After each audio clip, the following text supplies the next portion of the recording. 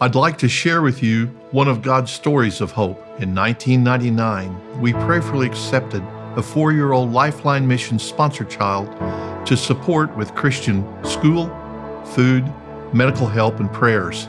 His name, Ricardo Matthew. His home, a dirt floor with a leaky, rusty tin roof. Over the next 20 years, we sent shoeboxes full of peanut butter, raisins, hard candy, and money with a letter to encourage him to excel at school and reading his Bible. He eagerly read these letters, but each year's highlight was my Haiti spring visit, traveling with Cox medical nursing teams, bringing a suitcase full of clothing, food, and needed supplies. Our annual visits were special times where I encouraged him to study and also learn the English language, helping to open future doors through education to make a difference in Haiti. Ricardo easily passed the entrance exam at Faculté des Sciences in Léogâne, offering a 4-year nursing Bachelor of Science degree.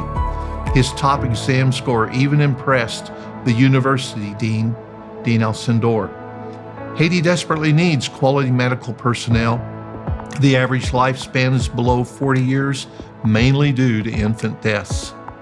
So Ricardo began his quest to be a top medical professional and found his path in medicine to be rewarding both at school and in the local community as a friendly radio voice, educating his listeners on better personal hygiene.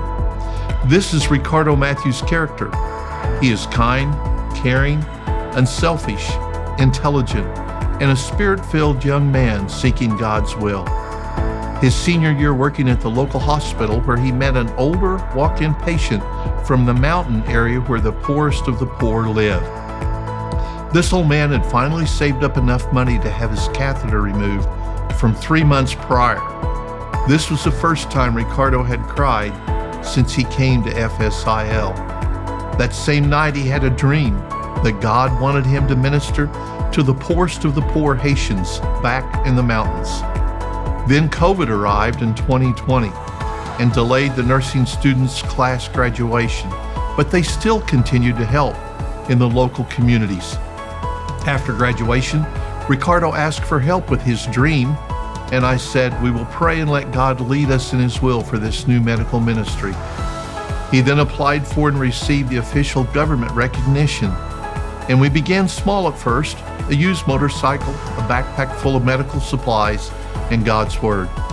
In 2022, a small mountain community at Denny donated an old house to be remodeled into a future medical clinic. And later, we shipped a 4x4 truck and 4 pallets of medical supplies by God is Able Ocean Freight. This loaded truck could climb the steep terrain, and the Denny Clinic was opened with many prayers and songs of thanksgiving by the locals. In 2023, we shipped an ambulance from Kansas Auction with 4 pallets of medical supply, again through God is Able. And news of Denny's clinic quickly spread about a young group of doctors helping the mountain people.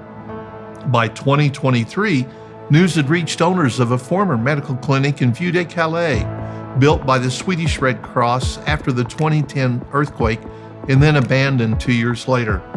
Only a $400 annual lease, but it needed cleaning and a few repairs.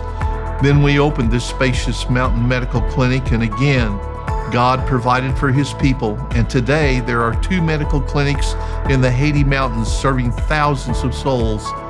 Haiti has always been a place of suffering and despair, one disaster right after another. 2 major earthquakes, floods, famine, disease, and 4 lethal hurricanes just in the last decade.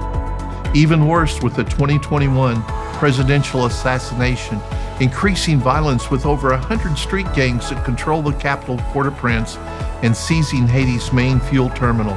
Shootings, kidnappings, and robberies are all common, terrorizing the local citizens. Mission teams no longer travel to Haiti today, further stemming the flow of needed food, medicine, and medical goods and services. Save the Mountain Dweller Ministry, most importantly, needs your prayers. And hopefully, God will open your heart to help them today. The fields are white unto harvest, but the laborers are few.